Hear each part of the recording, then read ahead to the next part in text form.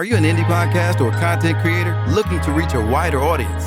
Look no further. Introducing Podcastic, the ultimate podcast network designed exclusively for indie creators like you. At Podcastic, we believe in the power of unique voices and fresh perspectives. We're here to amplify your passion and creativity, connecting you with a growing community of engaged listeners who crave original content. Podcastic is more than just a platform. It's a support system built for indie podcasters, offering a range of resources to help you succeed. From tailored promotional campaigns to professional production assistance, we're here to help you shine. Our intuitive platform makes it easy for you to be seen and heard. We do all the heavy lifting for you. You just show up and create. Plus, with our advanced analytics, you'll gain valuable insights into your audience's preferences, allowing you to refine your content and grow your fan base. Ignite your passion, expand your reach, and thrive with podcasting. Visit our website at www.podcasticlife.com to get started. Podcasting, the home for indie podcasts and content creators. The content you're about to hear is a part of a paid programming segment. The views, opinions, and statements expressed belong solely to the sponsor and do not reflect those of Podcastic or its host. This segment is for informational and promotional purposes only and should not be considered as advice or endorsement. Listener discretion is advised.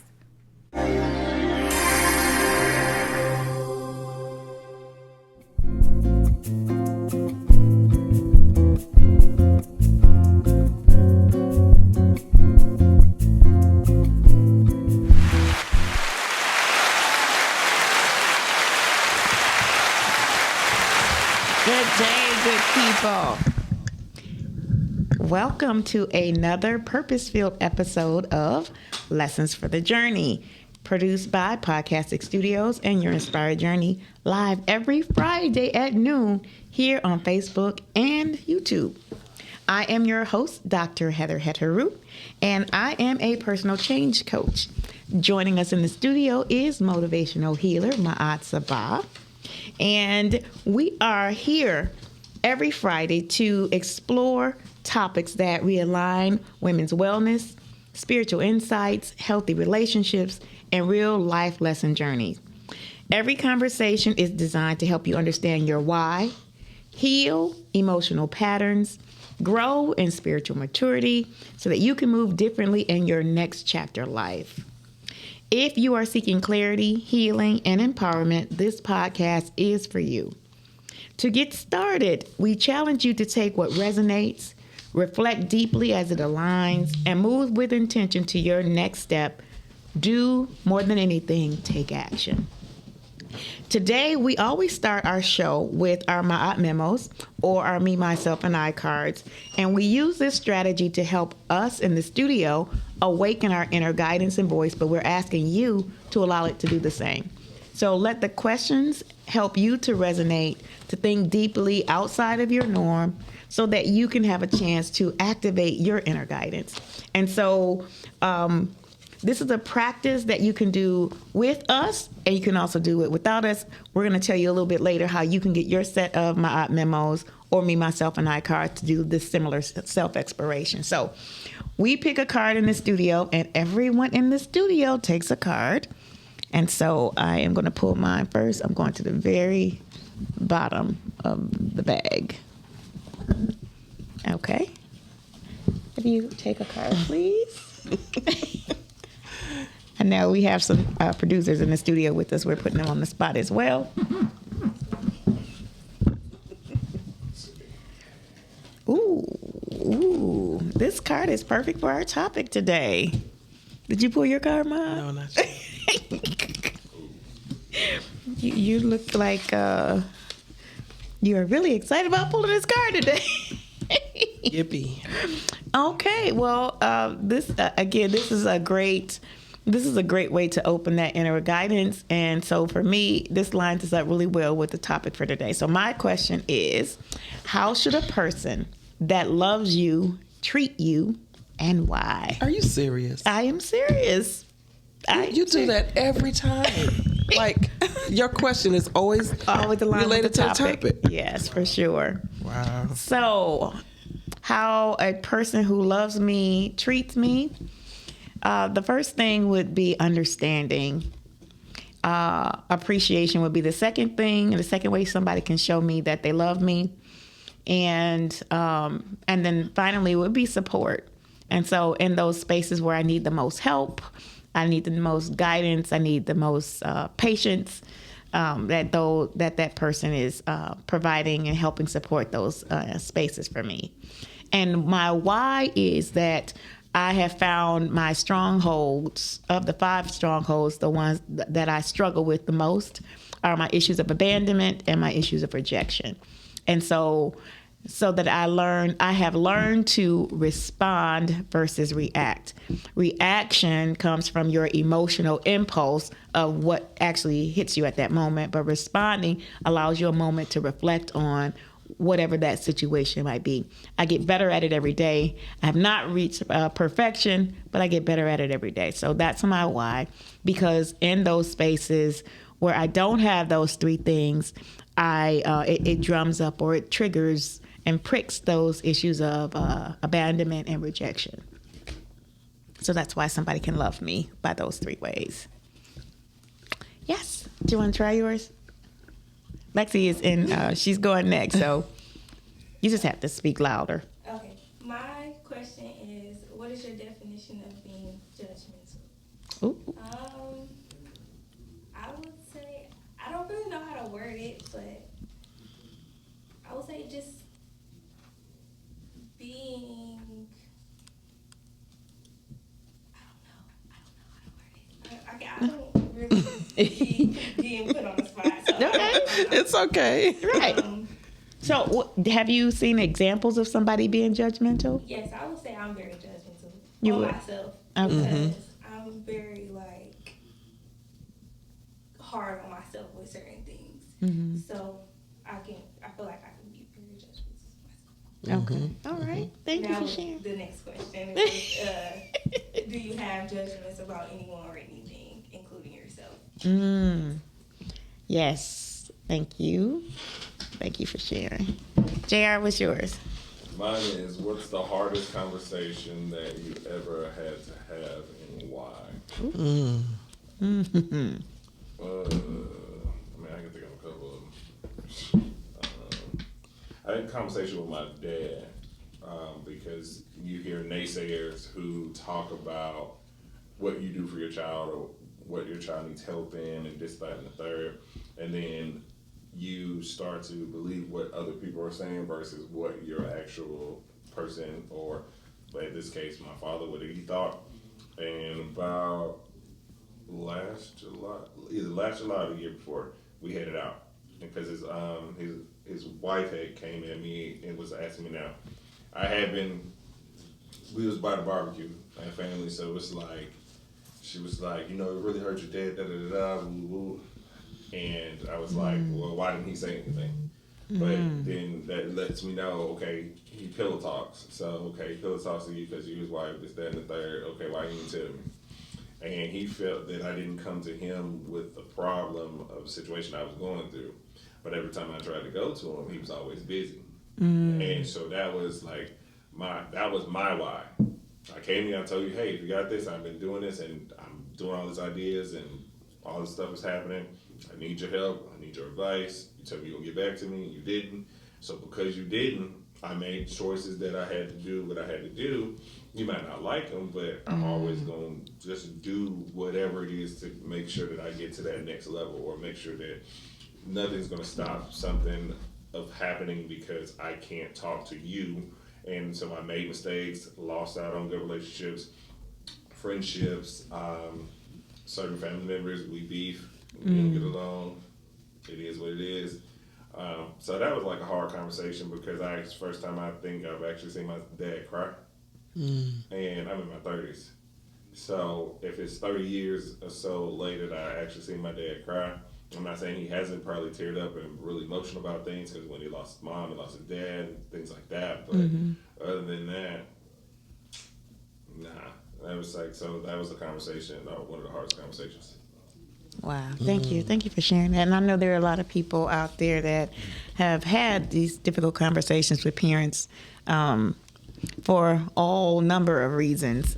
And the important thing is that, you continue to heal those spaces, that, trying not to carry them because the day and the hour is never determined, right? Yeah. And so, of course, I just want to add that that's the hard part, because see, I am a father too. right, for So sure. That part is like, I have to now understand my son, and I have to figure out how he's more of an introvert, but around me he wants to do everything I'm doing, like lift weights, doing stuff with the car, or anything like that, go fishing. He don't care what we're doing. I just want to be around you, and I'm like, okay, you need me.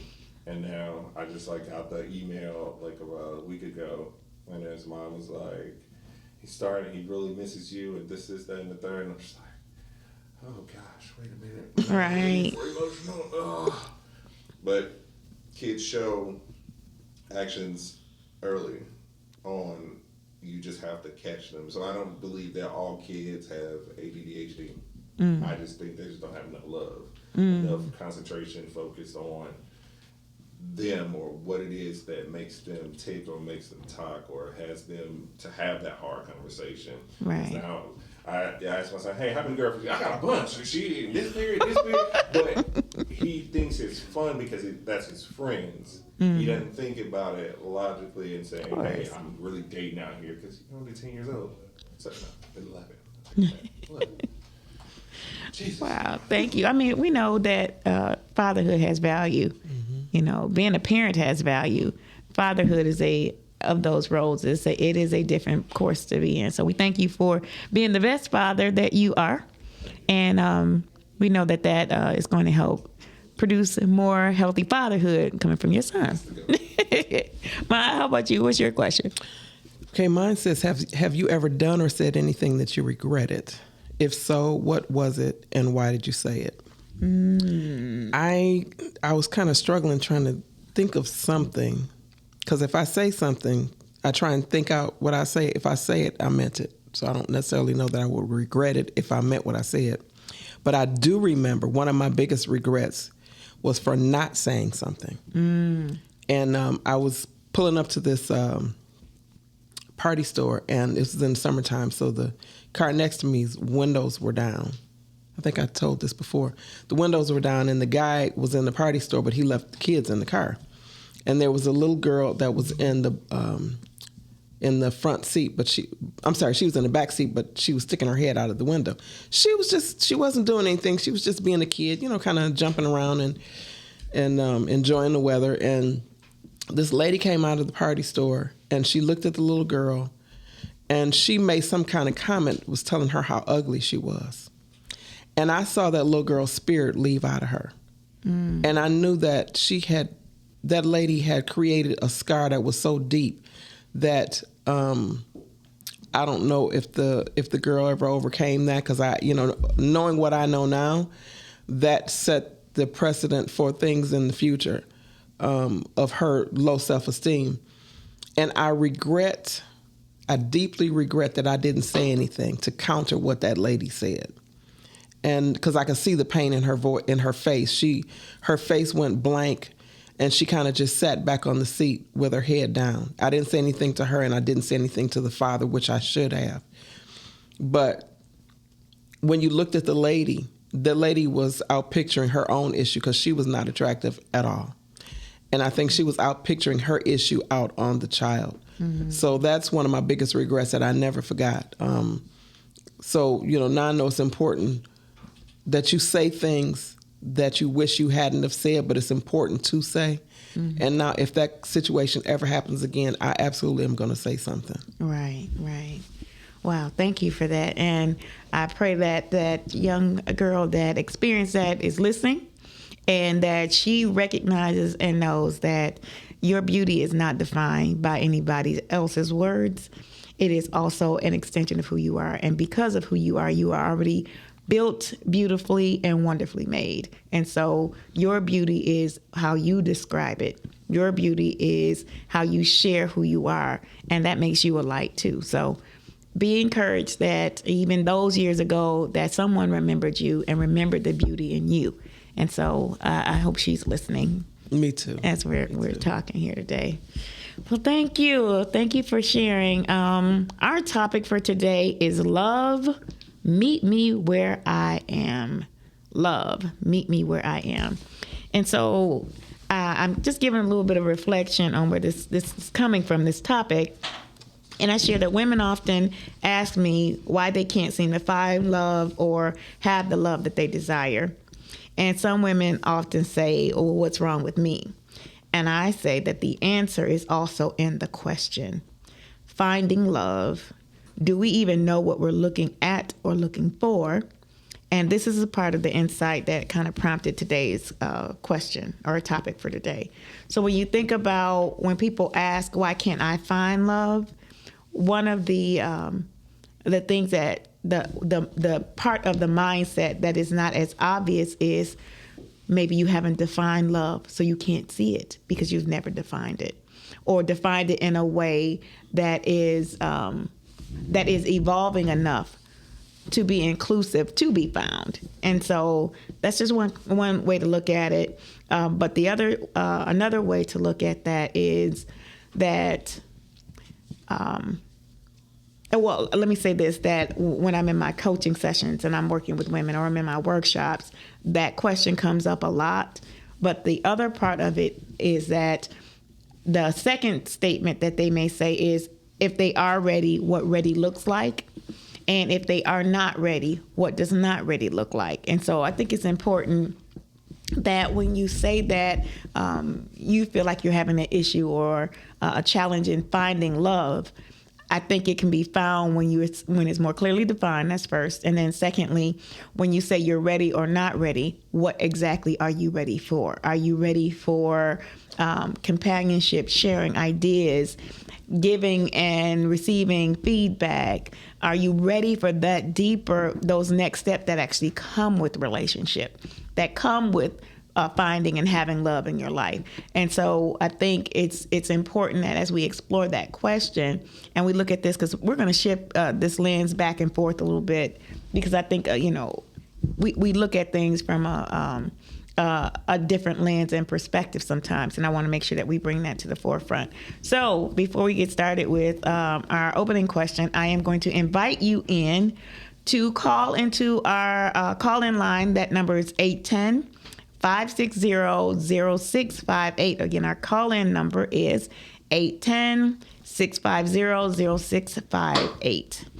And so our opening question is, what is love? And are you in the spaces where it is defined like you are defining it? So I'm gonna pitch this to Ma'at. I always put her on the spot first. So Ma'at, when you think about love, and I'm talking about relationship, intimate love, when you think about love or think about it, how would you define it? What does it feel like or look like for you?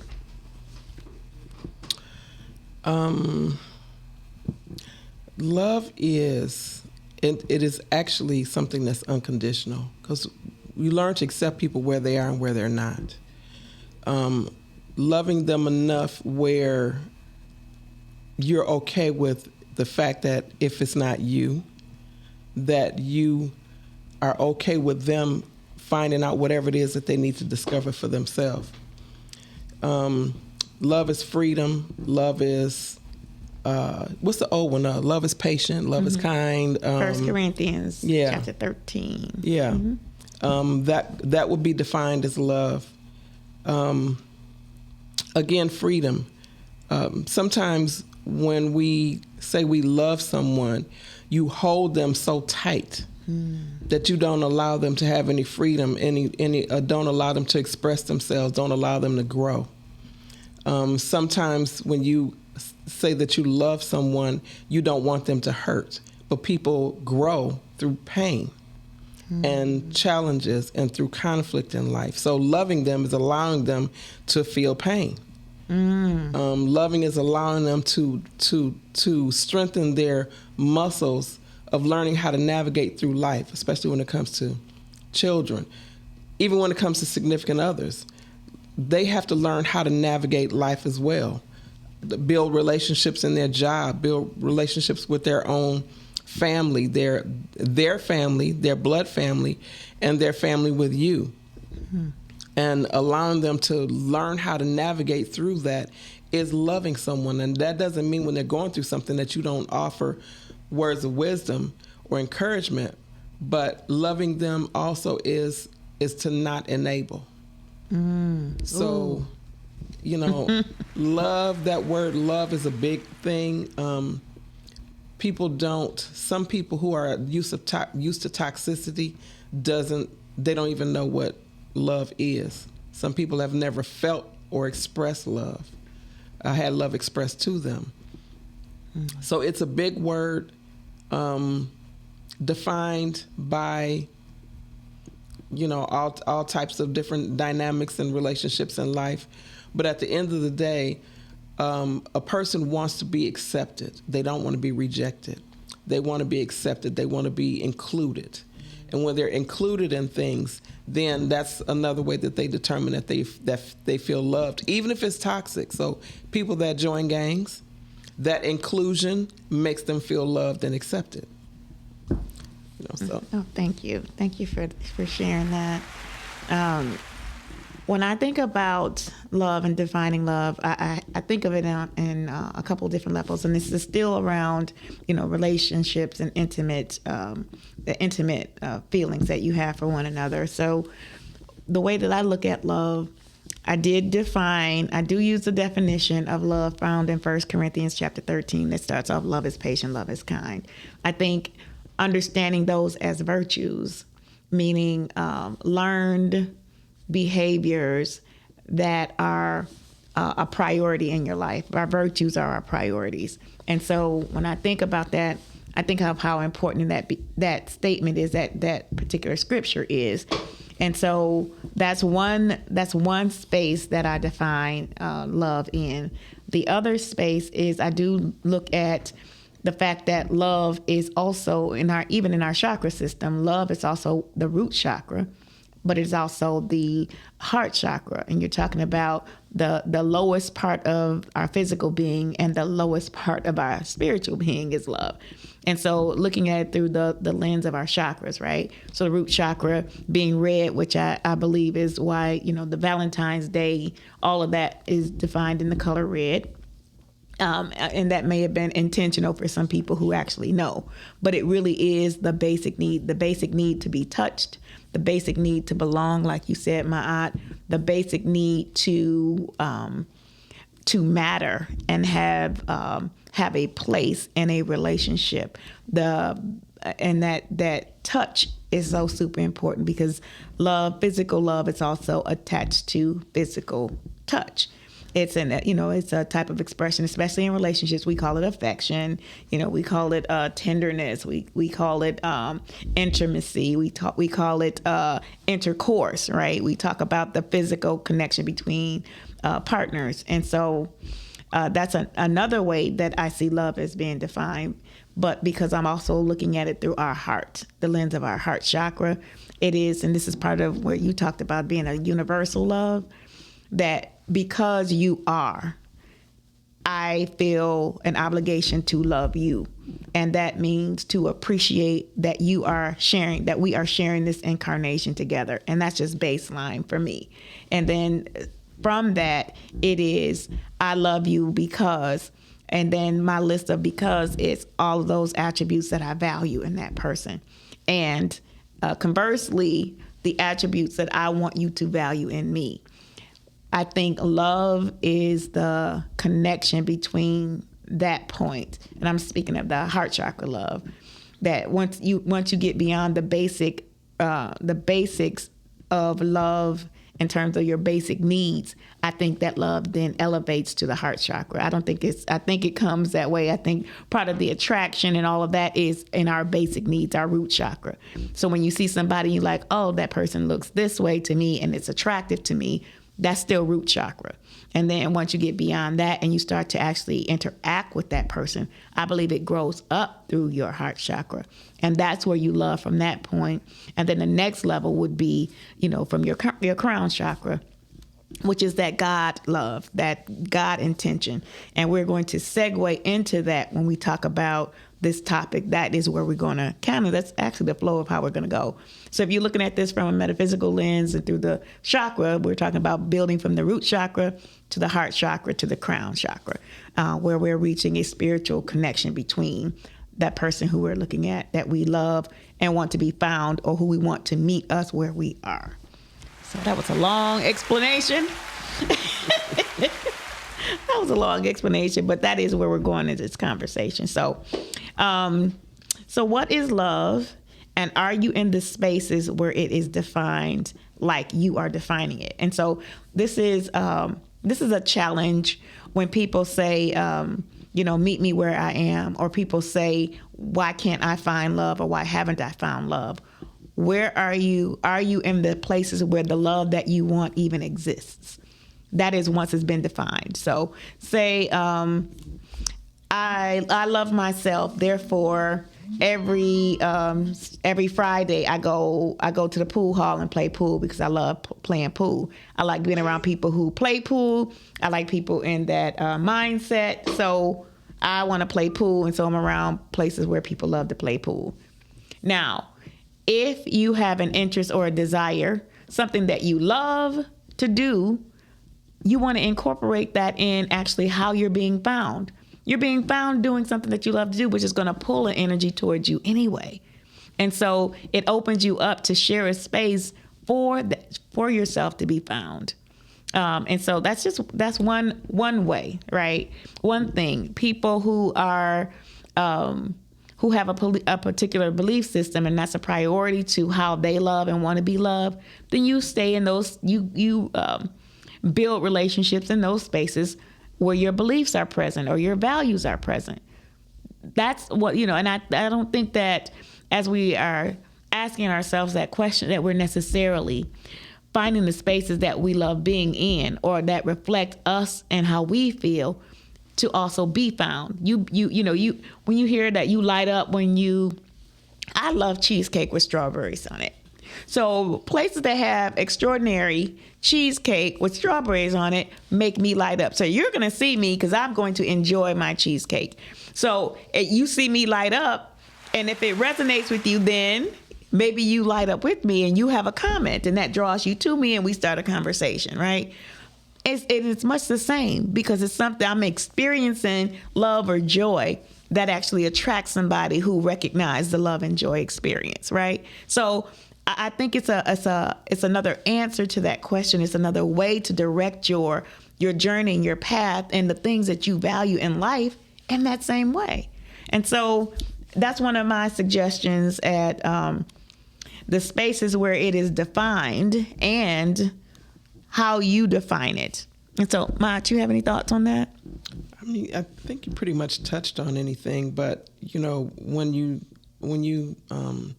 use spiritual laws, the law of attraction and the law of thought means you are going to magnetize to you what you think. So if you in your core don't believe that you're lovable or worth loving, then it's going to be harder for you to attract somebody. You're going to attract somebody of that frequency, the same frequency as you are. And so if you don't feel that you're worthy of being loved, you might attract somebody to you to start to build a relationship, but the way that they're going to act towards you will be unloving because in your core, that's what you believe. Wow. So that's important. Yeah. That's a great insight. Thank you for sharing that. So no matter where it is you are, you're gonna draw to you what you are and who you are. That means we have some redefining to do. Mm-hmm. We have some inner work, inner work, and and it's okay. This is not about judgment. It's okay to still feel that you want to have a companion or that you want to, because we're still addressing that very basic need. This is kind of where it may start for some people. It is in the basic need. It is the sense of belonging. It is the sense of connection. It is the sense of being touched. And, and sometimes we can move those steps around and touch becomes most priority. And you try to build back a relationship from the just having intimate touch. And we try to build something from that when that may or may not even be what you want. You know, it may have been what you wanted at that moment, but long term, can you still build from that same bridge that you crossed? And I'm not saying that it's not possible. I'm saying to remove the judgment, the good, the bad, the right, and the wrong, because that's what holds us in a space. And my aunt talked about love being freedom. That is what compromises your freedom, is judgment. Keeping you in a particular space because of shame or guilt or regret, as opposed to it being a moment in time. Let that be a moment in time that you grow from or you grow through, so that, again, who you're attracting respects and is responding to what you have grown to or through versus what you have done in the past. So I think that's important and powerful. Things too. Oh, go ahead. When loving is also about you loving yourself. So when I talked about freedom, that does not mean that you get in a relationship with someone and you're allowing them freedom so they can come and go as they want, treat you like they want, mess around on you because you're allowing them freedom. But you have to have boundaries and determine what those boundaries are. The other thing, too, is when you focus about loving yourself, everybody's wants, needs, and desires are different. So in the process, maybe in a person's healing process, what they need right now or what they feel that they need or desire might be a relationship, but they don't want a committed relationship. Maybe they just want somebody to hang out with. You know, I don't want to do anything long term right now. Maybe I'm open to it, but right now that's not what I want. But I want somebody maybe to go to the movies with and go to dinner with, and that's all I need right now. And maybe you're open to progressing to the next level. Some people are only interested in a sexual relationship, and that's it. They don't want anything else.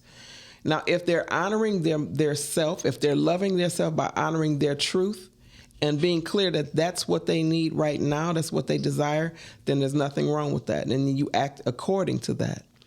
But that's loving yourself and just feeling that you need to be in a relationship for somebody to fill your cup and all of the areas that have holes within you, to fill those holes in your heart. That, number one, is not realistic. Two, it's not going to happen.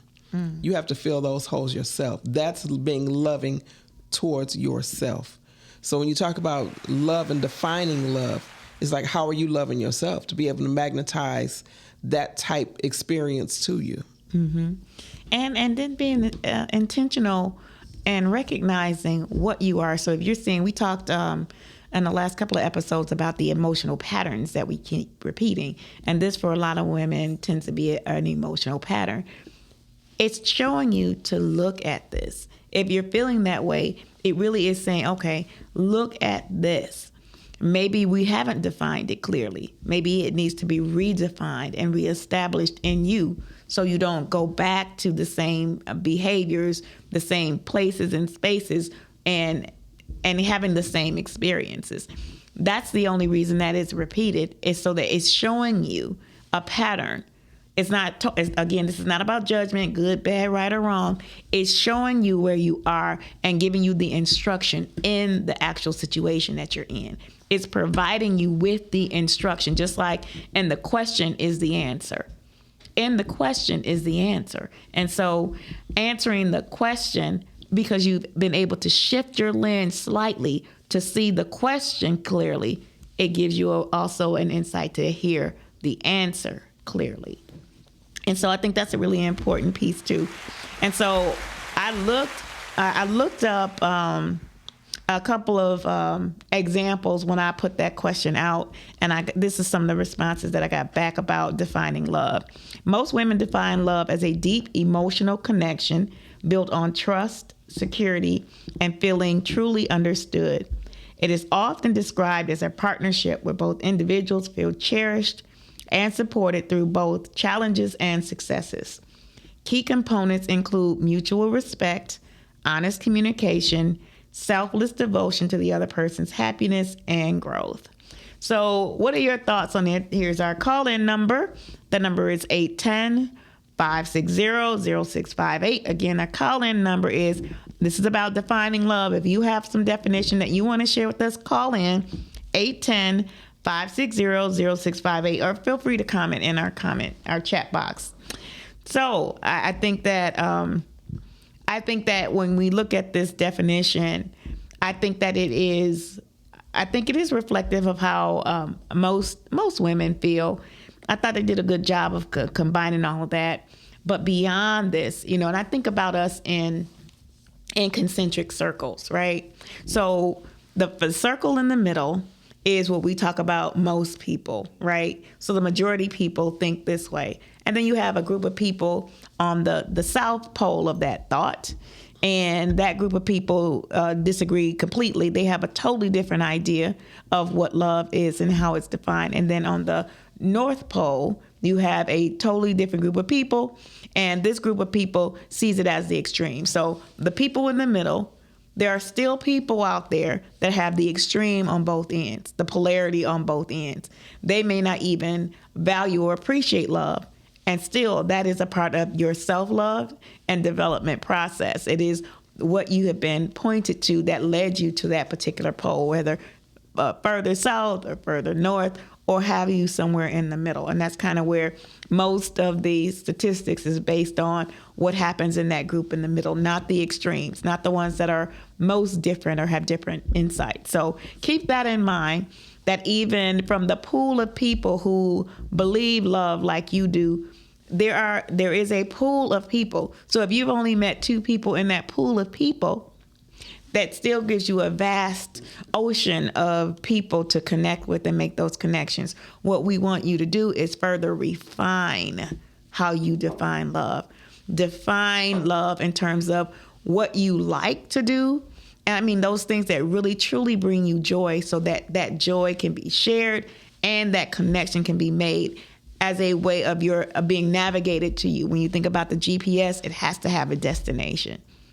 It has to, and the GPS knows where you are, but the destination is where you're trying to go. So if you don't have a clearly defined destination of what those love characteristics are, what that looks like reflected back to you, you may not be found. You may be here, but where you're trying to go, you may not end up in the destination you're trying to reach. So give some thought to that and expand on. So if you've been repeating this pattern, there's room for refinement and there's room for expansion.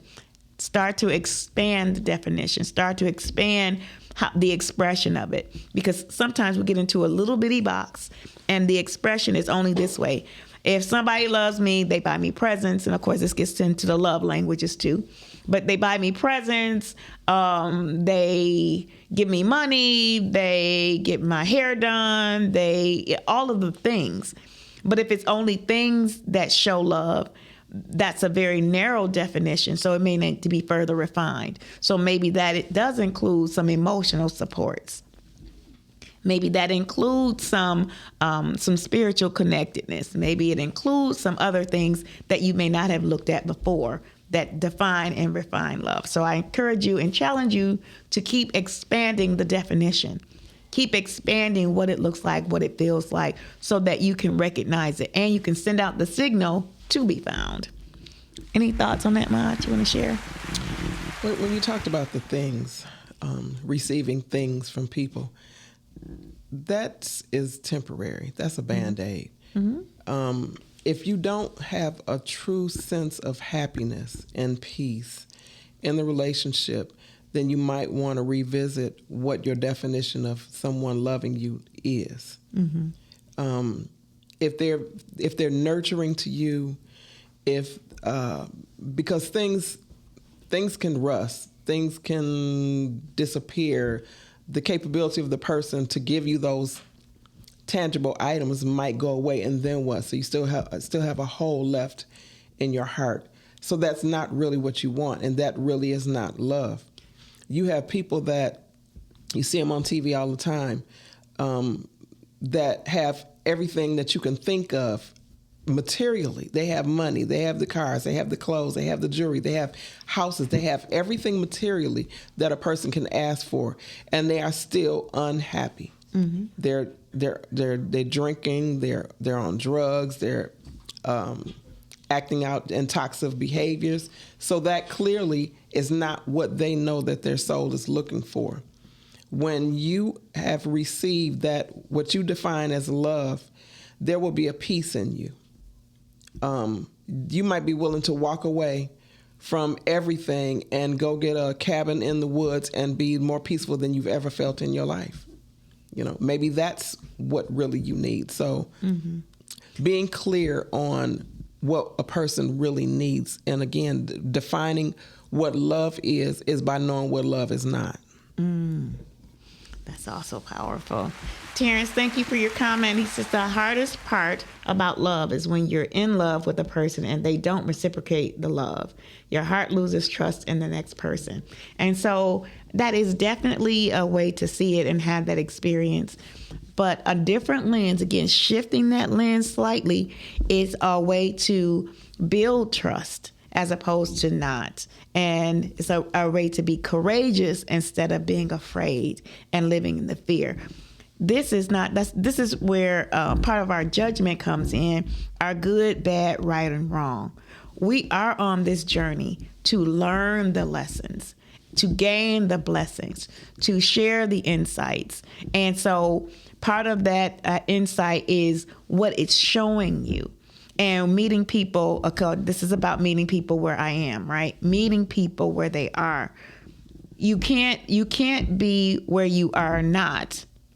And it's because either way, it's going to show up. It's going to show up. But this is a part of the refining process. And so as we experience the refining process, sometimes it is going through the fire. Sometimes it is experiencing the pain.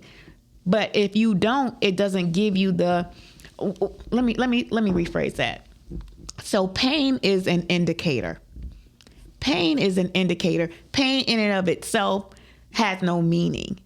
Pain, when it's showing you something, which is its purpose, the purpose of pain is to show you something, guide you to something, whether that's the experience, whether that is the lesson, whether that is the challenging the old way of thinking or doing or being.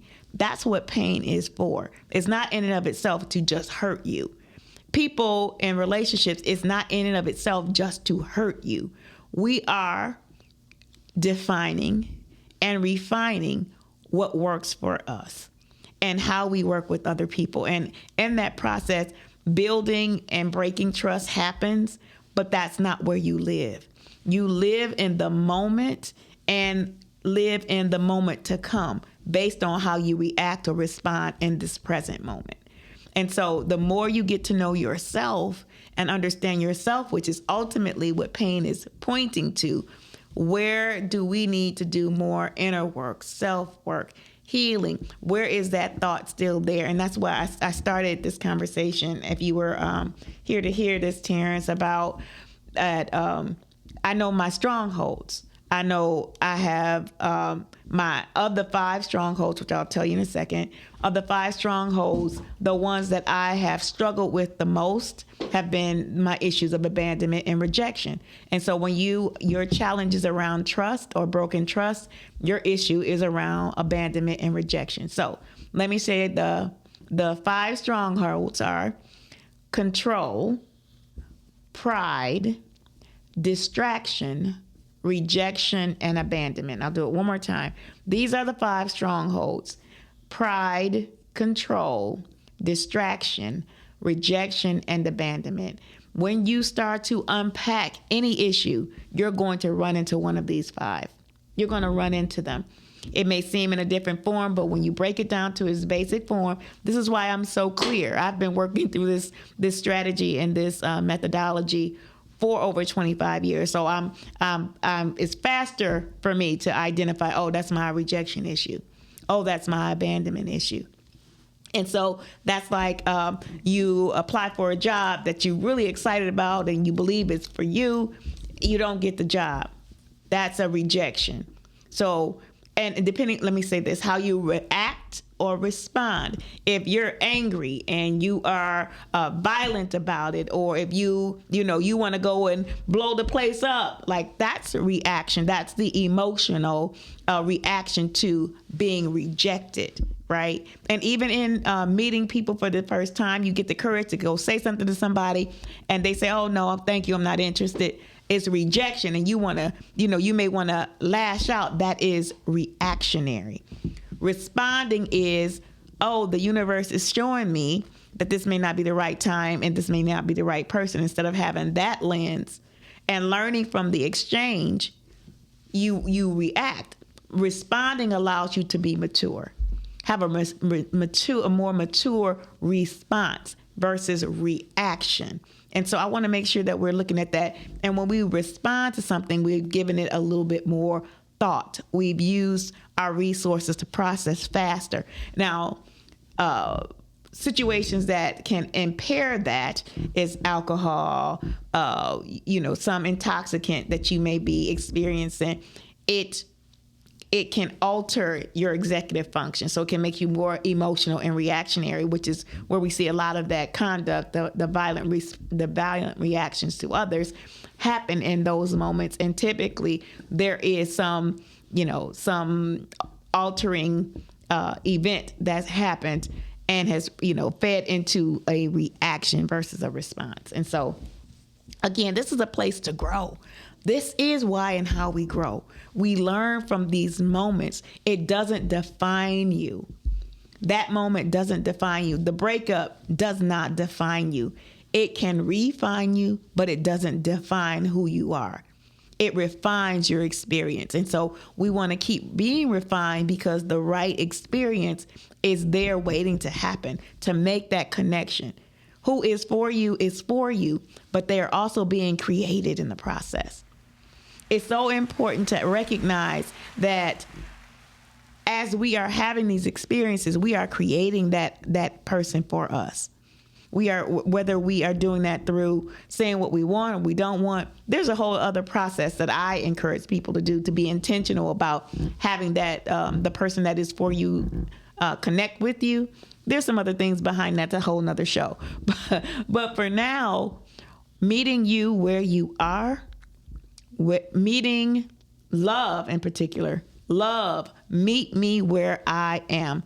And we're going to keep going. So if you have any other comments, please feel free to join us in this conversation. You can call in at 810-560-0658. And so, Ma, do you go for the examples around defining love and how most women define love? You want me to read all of them? Yes, please. Okay. Emotional safety and trust. Love is feeling comfortable, secure, and completely oneself without fear of judgment. It is knowing a partner will be there during difficult times. Active partnership. It is viewed as an action rather than just a feeling, often involving acts of service, support, and shared life experiences. Number 3 is deep emotional connection. Women often prioritize feeling seen and understood, which often matters more than physical or financial attributes. Number 4 is devotion and care.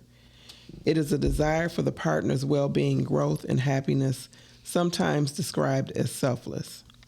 And number 5, intimacy and communication. A strong, loving relationship involves open, honest communication and maintaining intimacy, both emotional and physical. And I love each and every one of these examples. And I would encourage our listeners who are asking the question, love, meet me where I am, to really look at these spaces and see where you are in this space. And I tell you, here's a clue. Give yourself a rating.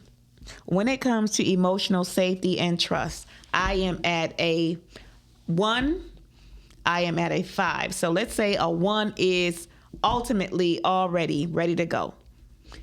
3 may be, I can probably do some of these, maybe not all of them at one time.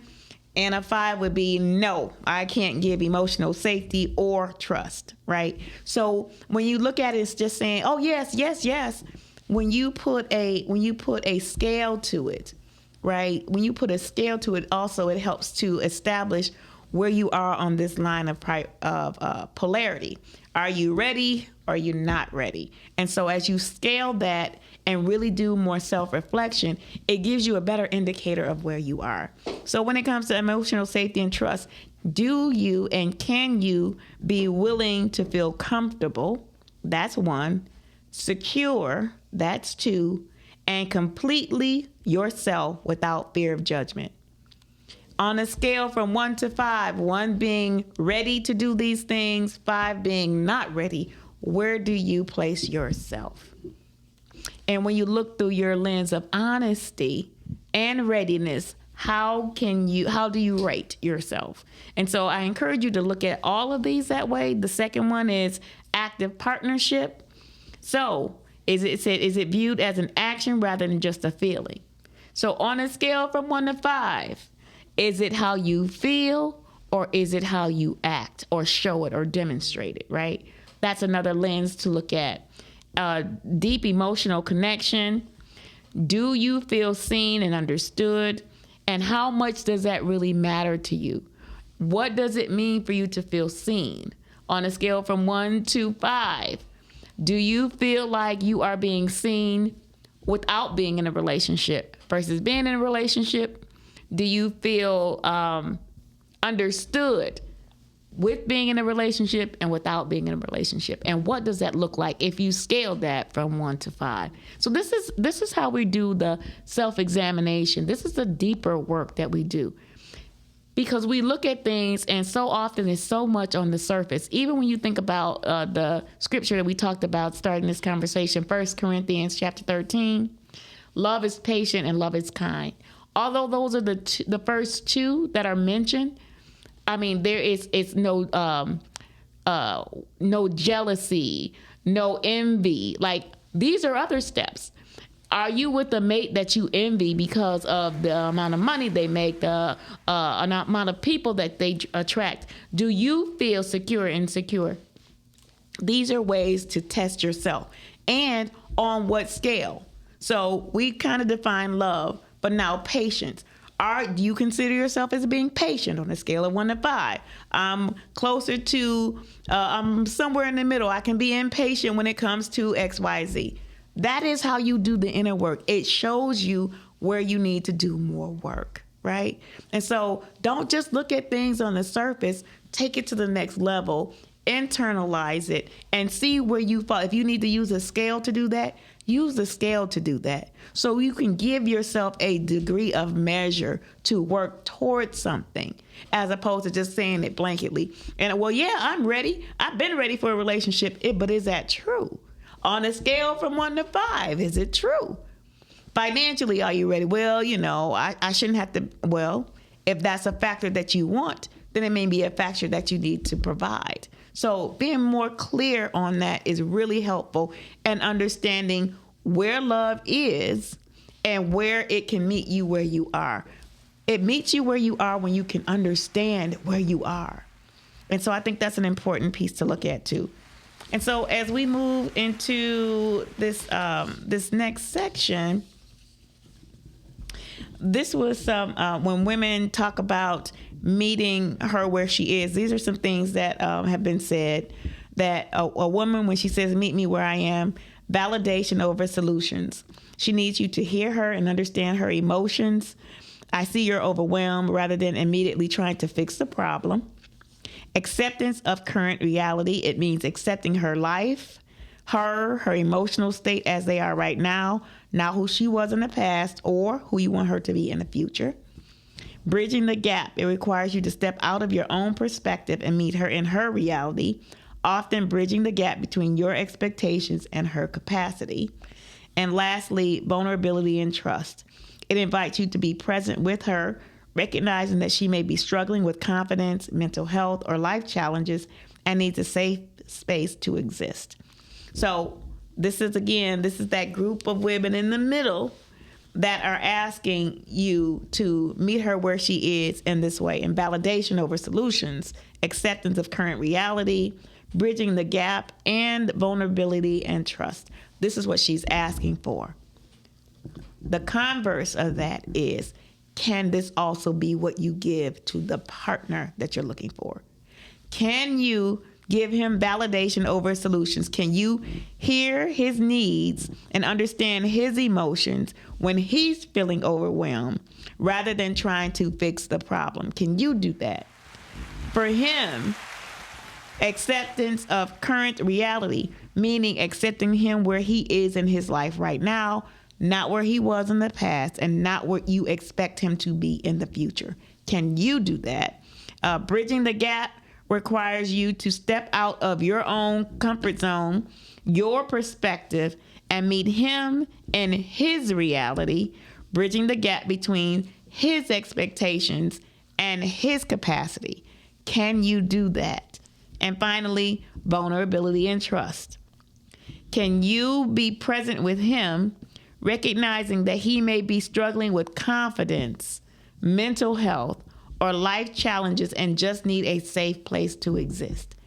Can you offer the same thing that you want? When you are at a position where you can offer the same thing that you want, that is meeting somebody. That is being met where you are. That is also meeting somebody where they are. And for a lot of women, our higher expectation, either what is to be in the future, we often project out the future for our mates or for the men in our lives or potential men in our lives. And we also hold the perception and expectation that you are this. And so you can't have mental health challenges because I don't want somebody with a mental health challenge. I like you, but the fact that you're going through something, I don't want to go through that with you. So we have to be very mindful, and we may have the mental health issue as well, diagnosed or undiagnosed. So be very mindful. You still want to be loved. You still want to have that support system. Can you handle that when you're looking at the other side of the table or the other lens? Do they have enough of the other things that you want that we talked about that make up love for you to go through a process and meeting somebody where they are? Really food for thought. Really food for thought. And so, again, if you have thoughts on that, please give us a call at 810-560-0658 or drop a message in the box. Let's see, Terrence had another comment. I love being in love. I like spoiling my wife and seeing her smile from not knowing. Blessings, Terrence. Take care of your woman. That's right. Take good care of her so that she can take good care of you. Right. We know that it's mutual. All right, so here's a challenging question as we are starting to close out today. I want to go back on this meeting someone where they are. Mm-hmm. It's easier said than done. Maybe think in terms, usually when people get in relationships, they're only focused on what they want. And they don't realize that it is just important for the person that you are in a relationship with or desiring to be in a relationship with, that it is just important that they want what they want from you and you want what you want from them. It's creating that healthy balance, but allowing them to learn and grow, heal where they need to heal, whatever that's going to look like. And it's almost like I was thinking of the example of when you have a children. It's easier if you have a child. When you have a child, it's not about you anymore. It's about them. They're your priority. And sometimes you have to put yourself on the back burner. Your thoughts are about them and what they need. So it's kind of like that in a relationship. Even though you are looking for the things that you want and you desire from a relationship from another person, and you're trying to grow and heal and work through things as well, but you have to be just as considerate for that other person's needs and wants. And the emotional maturity and spiritual maturity will assist you in learning how to balance that out, because it's not always about you all the time. You might be needing attention. You might be an attention seeker. And that person has to validate you at all times in everything you do. that's very unbalanced. It's going to cause you a problem. It is not their responsibility to fill your cup up. It's yours. So when you have these needs within you, you have to do your own inner work, which is what we're talking about here.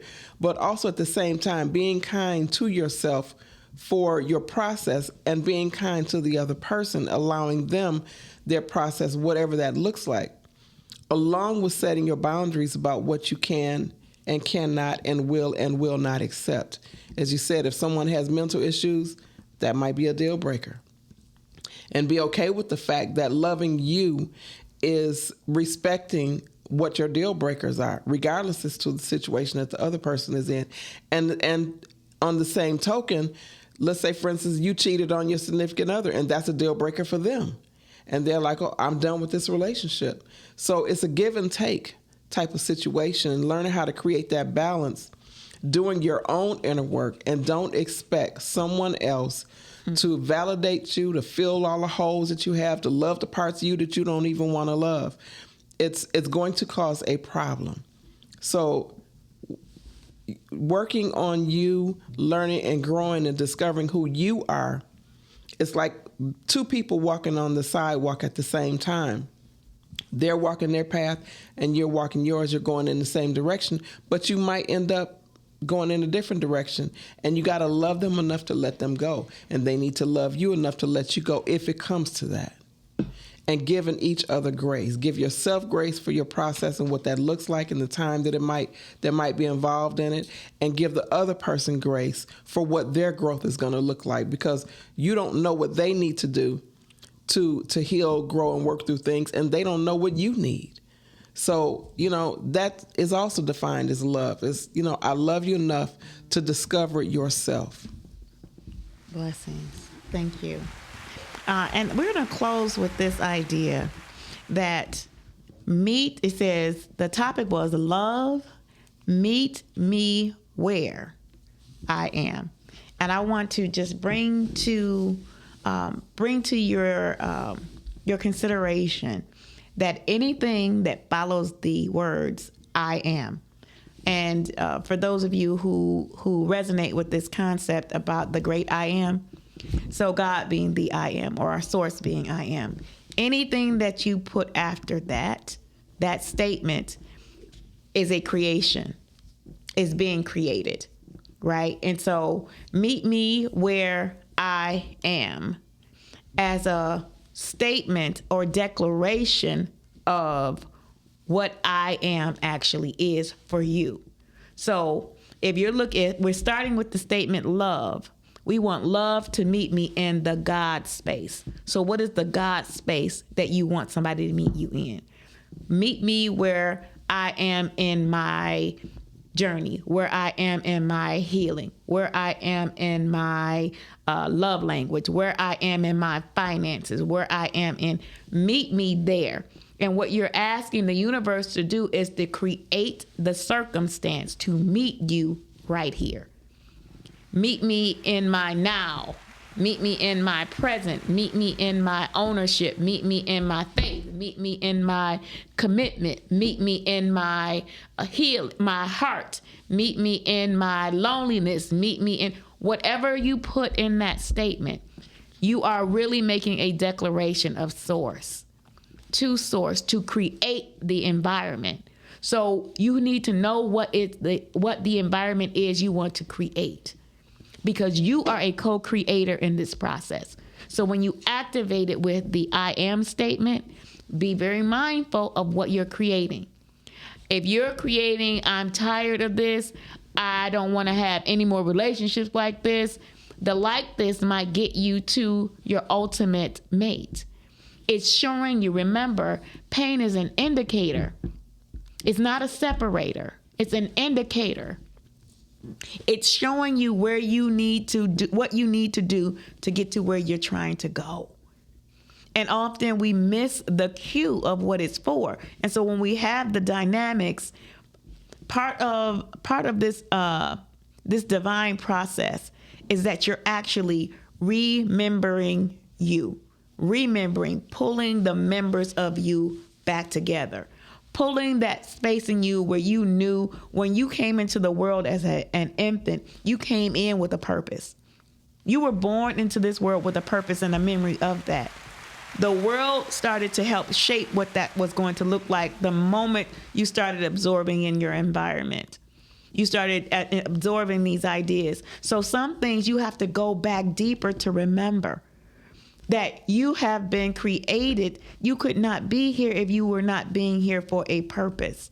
You were not created for a purpose because you're not isolated, because you have value. You have and make up a need in somebody else's life. So as that person for you is being created, you are being created and shaped for that person. So don't lose sight of why we are going through this and why we are doing our inner work and why we are healing. We're also healing for others in our lives who need what we are bringing forth. So as you think about this conversation today and you think about what love and where love needs to meet you, consider that you're a part of this creation process. Declare and define where you need love to meet you where you are. I need you to meet me in my grief. Meet me here. Let love meet you here. And so that as you continue to grow in this space, that you're doing your inner work and you're drawing to you the somebody else's finished product and that same scope that you're looking at. Where are they in their rating? You don't get to see that part necessarily, but you do get to be a part of that creation process. So as you're moving your needle closer to your healed state or your healing state, so is that who you are creating, who will share that experience with you. So are they moving in that space. And so I want to encourage you, one, that you know that there is, if you are seeking love, then love is seeking you. Because the law says, right, as above, so below, as within, so without.